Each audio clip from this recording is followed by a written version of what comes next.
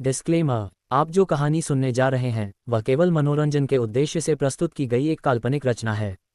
इस कहानी के सभी पात्र, घटनाएं, स्थान, संवाद और परिस्थितियां लेखक की कल्पना पर आधारित हैं। इनका किसी जीवित या मृत व्यक्ति, संस्था, समुदाय, स्थान अथवा वास्तविक घटना से कोई संबंध नहीं है। यदि किसी प्रकार की समानता दिखाई देती है तो उसे मात्र संयोग माना जाए। इस वीडियो में व्यक्त विचार, घटनाएं या परिस्थितियां किसी भी ब्रांड, उत्पाद, संगठन या सेवा का प्रचार, समर्थन नहीं करती हैं। किसी भी नाम, चिन्ह या संदर्भ का उपयोग केवल कहानी को प्रभावशाली बनाने के लिए किया गया है। अब तैयार हो जाए एक ऐसी कहानी के लिए जहां कल्पना और रहस्य की सीमाएं धुंधली पड़ जाती हैं। यदि आपको ये कहानी पसंद आए तो वीडियो को लाइक, कमेंट, शेयर और चैनल सब्सक्राइब करना न भूलें। आपका एक छोटा सा समर्थन हमें नई कहानियां, नए अध्याय और भी रोमांचक रहस्यों को आपके सामने लाने के लिए प्रेरित करता है। धन्यवाद। और कहानी का आनंद लीजिए। अध्याय 7, अंटार्कटिका का सन्नाटा और बर्फ के नीचे का राज। गरुड़ एयरक्राफ्ट हिंद महासागर की गर्म हवाओं को पीछे छोड़ते हुए अब दक्षिणी गोलार्ध के बर्फीले और अंतहीन सन्नाटे की तरफ बढ़ रहा था। विमान के अंदर का तापमान नियंत्रण पूरी तरह से काम कर रहा था, लेकिन खिड़की के बाहर का नज़ारा किसी डरावनी फिल्म जैसा था। नीचे सिर्फ नीला और सफ़ेद समंदर था, जिसमें बर्फ के विशालकाय पहाड़ किसी तैरते हुए किले की तरह लग रहे थे। आर्यन शेरगिल विमान के पीछे वाली सीट पर बैठा था। उसने एक थर्मल जैकेट पहन रखी थी और अपने हाथों में एक गर्म मग पकड़े हुए था। उसकी नज़रें तारा पर टिकी थीं, जो अपने टैबलेट पर अंटार्कटिका के टोपोग्राफिक मैप्स का विश्लेषण कर रही थी। अंटार्कटिका, आर्यन ने धीरे से कहा। मेरा आखिरी टूर वहाँ का बहुत ठंडा था। मुझे आज भी याद है कि कैसे मेरे जूते बर्फ में जम गए थे। तारा ने अपनी नज़रें ऊपर उठाईं। उसकी आंखें कंप्यूटर की नीली रोशनी में चमक रही थीं। मेजर, ये टूर उससे भी ज़्यादा ठंडा होने वाला है। जो डेटा हमने अंडमान के उस प्राचीन डिवाइस से निकाला है वो बताता है कि अंटार्कटिका के वोस्टोक बेस के पास एक बहुत बड़ी अनियमितता है। उसने एक नक्शा आर्यन के सामने रखा। ये देखो, यहाँ 2000 फीट बर्फ की मोटी परत के नीचे एक विशालकाय धात्विक संरचना है। यह कोई प्राकृतिक गुफा नहीं है। यह एक शहर है, आर्यन। एक ऐसा शहर जो इंसानी इतिहास से हजारों साल पुराना है। आर्यन ने मैप को गौर से देखा। जोरावर वहाँ क्या कर रहा है? वह उस शहर को खोदने की कोशिश क्यों कर रहा है? तारा की आवाज़ में गंभीरता थी। वह शहर सिर्फ एक जगह नहीं है, वह एक पावर स्टेशन है। अंडमान का जो द्वीप था वो अंटार्कटिका के इस शहर का एक रिमोट कंट्रोल था। जोरावर उस शहर को पूरी तरह से जागृत करना चाहता है। अगर उसने ऐसा कर लिया तो वह दुनिया के किसी भी कोने में एक ऐसा ऊर्जा का विस्फोट कर सकता है जो किसी भी मिसाइल या परमाणु हथियार से ज़्यादा विनाशकारी होगा। तभी कबीर कॉकपिट से बाहर निकला। उसके चेहरे पर पसीना था, भले ही विमान के अंदर का तापमान बहुत कम था। सर, विमान के सेंसर पर कुछ अजीब हलचल हुई है, कबीर ने हड़बड़ाते हुए कहा। अंटार्कटिका की तरफ से हमें कोई सिग्नल नहीं आ रहा, लेकिन रडार पर एक घोस्ट सिग्नल दिख रहा है। ऐसा लग रहा है जैसे कोई विमान हमारी ही रफ्तार से हमारे साथ उड़ रहा है, लेकिन रडार उसे पकड़ नहीं पा रहा। आर्यन तुरंत अपनी सीट से उठा। स्टेल्थ विमान, क्या जोरावर का कोई जेट हमारे पीछे लगा है? हो सकता है, कबीर ने कहा। क्रॉसहेयर और उसकी टीम भले ही मर गई हो, लेकिन जोरावर के पास और भी लोग हैं। विमान अचानक एक जोरदार झटके के साथ हिल गया। बाहर आसमान में अचानक घने बादल छा गए थे, जो एक भयंकर बर्फीले तूफान का संकेत थे। अंटार्कटिका का मौसम अपना रौद्र रूप दिखा रहा था। आर्यन, हम तूफान के बीच में आ गए हैं। तारा चिल्लाए। कैप्टन, विमान को संभालो। आर्यन कॉकपिट की तरफ दौड़ पड़ा, लेकिन तभी विमान की बिजली की सप्लाई में भारी कटौती हुई। लाइटें झपझपाने लगीं और एयरक्राफ्ट का कंट्रोल सिस्टम एरर दिखाने लगा। मैम, रडार पूरी तरह से ब्लॉक हो गया है, कबीर ने अपना टैबलेट चेक करते हुए कहा। यह इलेक्ट्रॉनिक वॉरफेयर है, कोई हमारी कम्युनिकेशन जैम कर रहा है। अंधा होकर उड़ाओ, हमें किसी तरह उस बेस के पास लैंड करना होगा, आर्यन ने कहा। विमान बादलों के बीच से नीचे उतर रहा था। बाहर का नज़ारा एकदम धुंधला था।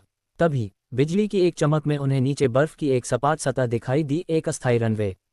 वहाँ लैंड करो। विमान ने बर्फ को रगड़ते हुए एक भयानक शोर के साथ लैंडिंग की। लैंडिंग इतनी जबरदस्त थी कि विमान का पिछला हिस्सा बर्फ में फंस गया। अंदर सब कुछ बिखर गया।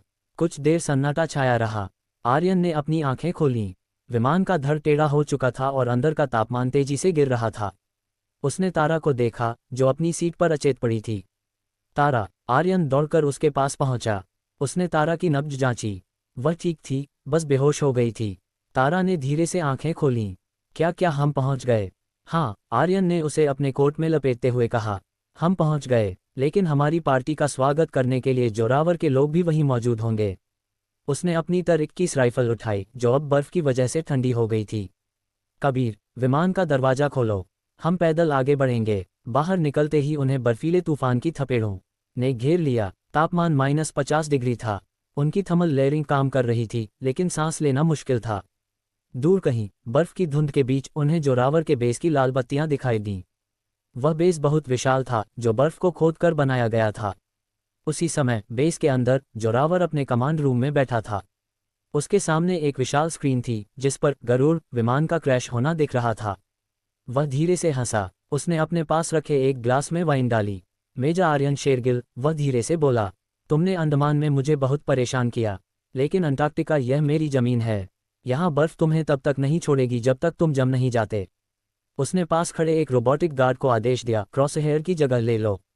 जाओ, उस विमान के मलबे को चेक करो। अगर वो जिंदा मिलें तो उनकी धड़कनें मुझे चाहिए। आर्यन और तारा एक बर्फ की ढलान के नीचे छुप गए थे। उन्होंने एक छोटा सा कैंप बनाया था। आग जलाने के लिए उनके पास कोई विकल्प नहीं था, क्योंकि धुएं से जोरावर के लोग उन्हें आसानी से देख लेते। आर्यन ने तारा के हाथ रगड़े ताकि उसमें गर्माहट बनी रहे। तारा कांप रही थी, लेकिन उसने आर्यन की तरफ देखकर एक कोशिश की मुस्कान दी।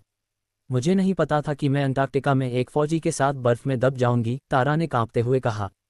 आर्यन ने उसे अपनी बाहों में और कस लिया। उसने अपनी जैकेट का घेरा उसके चारों तरफ कर दिया। जब हम यहाँ से निकलेंगे तो मैं तुम्हें दुनिया के सबसे गर्म देश ले जाऊंगा, आर्यन ने चुटकी ली। कोई मिशन नहीं, कोई एलियन नहीं, बस हम और एक ठंडा कोल्ड ड्रिंक। तारा ने अपना सिर उसके सीने पर टिका दिया। बाहर तूफान की आवाज़ें आ रही थीं, लेकिन आर्यन के दिल की धड़कनें उसे सुकून दे रही थीं। वादा करो, तारा ने फुसफुसाया। वादा, आर्यन ने कहा। लेकिन अचानक उनके एपीस में कबीर की आवाज़ आई, जो विमान के पास ही था। सर, वे आ गए हैं। और सर, वे इंसान नहीं हैं। तारांकन। आर्यन ने तुरंत अपनी राइफल तानी। धुंध में से कुछ आकृतियां बाहर निकल रही थीं, लंबी, धातुई और डरावनी। जोरावर ने सिर्फ अपने आदमी ही नहीं भेजे थे, उसने उन प्राचीन रक्षकों को भी अपने कंट्रोल में कर लिया था, जिन्हें आर्यन और तारा ने अंडमान में देखा था। तारा, आर्यन ने कहा। उसकी आवाज़ अब पूरी तरह से ठंडी और प्रोफेशनल थी। अपनी गन निकालो, ये रात बहुत लंबी होने वाली है। अध्याय 8, बर्फ का महासंग्राम और पाताल का सत्य। अंटार्कटिका का बर्फीला तूफान किसी पागल दानव की तरह दहाड़ रहा था। हवा की रफ्तार इतनी तेज थी कि एक इंसान को अपने पैरों पर खड़े रहने के लिए भी अपनी पूरी ताकत झोंकनी पड़ रही थी।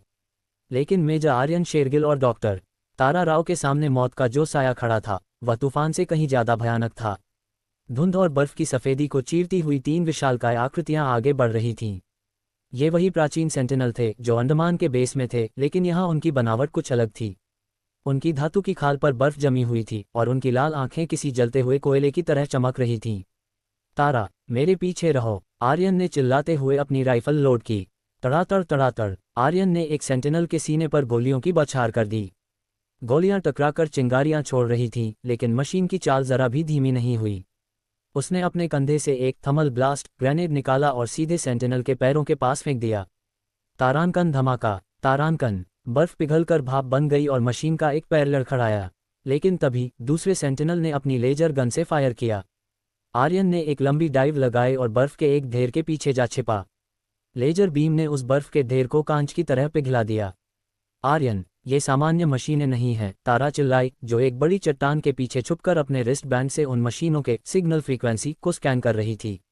इनके पास एक हीट सिंक सिस्टम है जो हमारे हर थर्मल हमले को बेअसर कर रहा है। हमें इनके सेंट्रल प्रोसेसर को निशाना बनाना होगा, जो उनकी गर्दन के पीछे है। गर्दन के पीछे, आर्यन ने दांत पीसते हुए कहा। उतनी ऊंचाई पर, ठीक है, मुझे तुम्हारी मदद चाहिए। तारांकन एक खतरनाक दांव। तारांकन। आर्यन जानता था कि वो मशीनों के सामने सीधे तौर पर नहीं टिक सकता। उसने अपनी बेल्ट से मैगलेव हुक निकाला। तारा, जब मैं कहूं तब इनकी फ्रीक्वेंसी को 1 सेकंड के लिए जाम कर देना। आर्यन बर्फ की चट्टान से बाहर निकला। उसने अपना पूरा ध्यान उन मशीनों को अपनी ओर खींचने में लगा दिया। उसने जोर से चिल्लाते हुए उन पर अपनी पिस्टल से फायरिंग शुरू की। तीनों सेंटिनल एक साथ उसकी तरफ मुड़े। तारा, अब। तारा ने अपने रिस्ट बैंड पर बटन दबाया। एक तेज इलेक्ट्रॉनिक शोर पूरे बर्फीले मैदान में गूंज उठा। सेंटिनल्स के सेंसर्स जाम हो गए और वे एक पल के लिए वहीं रुक गए, जैसे उनके दिमाग में कोई वायरस घुस गया हो। ये वही पल था जिसका आर्यन को इंतजार था। उसने अपने हुक को एक सेंटिनल के कंधे पर फेंका और उसे जोर से खींचते हुए मशीन के ऊपर चढ़ गया। -50 डिग्री की ठंड में धातु ठंडी होकर उसकी त्वचा पर चिपक रही थी, लेकिन उसने परवाह नहीं की। उसने हवा में छलांग लगाई, सीधे मशीन की गर्दन के पीछे पहुंचकर अपनी कॉम्बैट नाइफ को उसके प्रोसेसर स्लॉट में गाड़ दिया। तारांकन कड़कड़। तारांकन। नीली बिजली का एक विस्फोट हुआ और वह विशालकाय सेंटिनल सीधा बर्फ में मुंह के बल गिर पड़ा। आर्यन बर्फ पर लुढ़कता हुआ नीचे आया और फिर से अपनी जगह ली। उसने बाकी दो को भी अपनी चालाकी से आपस में टकराकर गिरा दिया। कुछ ही मिनटों में वे तीनों मशीनें बर्फ के ढेर में दबी हुई थीं। आर्यन हौंफते हुए बर्फ में बैठा रहा। उसका चेहरा पूरी तरह से जम चुका था। तारा दौड़कर उसके पास आए और उसे सहारा देकर उठाया। उसने अपने दस्तानों से आर्यन के चेहरे पर जमी बर्फ को साफ किया। तुमने कर दिखाया, तारा ने राहत की सांस लेते हुए कहा। उसकी आवाज़ में एक अजीब सी नरमी थी। आर्यन ने मुस्कुराते हुए अपना सिर उसके कंधे पर टिकाया। हाँ, बस राजमा चावल की याद आ रही है और कुछ नहीं। तभी कबीर की आवाज़ उनके ईयरपीस में गूंजी। तारांकन सर, मैम, आप लोग ठीक हैं? मैंने उन मशीनों के सिग्नल को ट्रैक किया। वे जोरावर के बेस से नहीं बल्कि ज़मीन के नीचे से आ रहे हैं। मैंने एक फ्रीक्वेंसी पकड़ी है, वे किसी बड़े गेट से कनेक्टेड हैं। तारांकन। आर्यन और तारा तुरंत उठ खड़े हुए। कबीर भी विमान के मलबे से अपना कीमती सामान लेकर वहां पहुंच गया था। कहाँ है वो गेट? आर्यन ने पूछा। कबीर ने अपने टैबलेट की तरफ इशारा किया। यहाँ से सिर्फ 500 मीटर दूर, एक ग्लेशियर के नीचे। वहाँ जोरावर ने अपनी पूरी खुदाई टीम बिठा रखी है। और सर, वहाँ कोई शहर नहीं, वहाँ कुछ और ही है। वे तीनों बर्फीली ढलान से नीचे उतरे। जब वे उस ग्लेशियर के पास पहुंचे तो नज़ारा देख उनकी आंखें फटी की फटी रह गईं। वहां बर्फ के नीचे एक विशालकाय कांच जैसा पारदर्शी गुंबद था। गुंबद के अंदर हजारों रोबोटिक मशीनें काम कर रही थीं। जोरावर की सेना वहां किसी चीज को खोद रही थी, लेकिन वह कोई एलियन आर्टिफैक्ट नहीं था।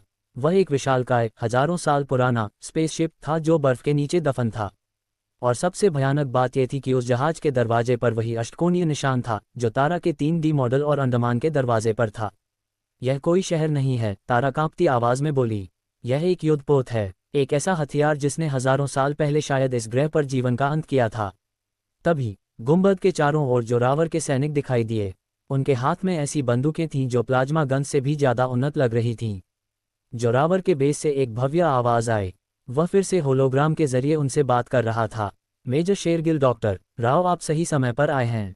मुझे इसकी चाबी चाहिए थी जो आपके पास है। वह क्वांटम डेटा, इसे मुझे दे दीजिए और शायद मैं आप दोनों को इस इतिहास के पन्नों में दफन होने से बचा लूँ। तारांकन। आर्यन ने अपनी राइफल चेक की। उसके पास सिर्फ एक मैगजीन बची थी। उसने तारा की तरफ देखा जिसके हाथ में वह क्वांटम ड्राइव थी जिसे लेकर उन्होंने पूरी दुनिया की सैर की थी। तारा, आर्यन ने धीरे से कहा, अगर हम यहाँ से नहीं निकले तो क्या तुम चाहोगी कि हम इस पूरी जगह को हवा में उड़ा दें? तारा ने अपनी नीली आंखों से आर्यन को देखा। उसमें एक ऐसा दृढ़ निश्चय था जो मौत से नहीं डरता था। अगर हम इसे जोरावर को देने का फैसला करें तो दुनिया का अंत निश्चित है। हाँ आर्यन, अगर हमारे पास कोई रास्ता नहीं बचा तो हम इसे खत्म कर देंगे, भले ही उसके लिए हमें भी मरना पड़े। आर्यन ने उसकी तरफ देखकर अपना हाथ बढ़ाया। तारा ने उसे थामा। उस बर्फीली मौत के बीच उनके हाथों का वो जुड़ाव किसी भी युद्धपोत से ज्यादा शक्तिशाली था। ठीक है, आर्यन ने कहा और वे दोनों जोरावर की सेना की तरफ दौड़ पड़े। अंटार्कटिका के बर्फ के नीचे एक नया युद्ध शुरू हो चुका था, इंसान बनाम प्राचीन मशीनें।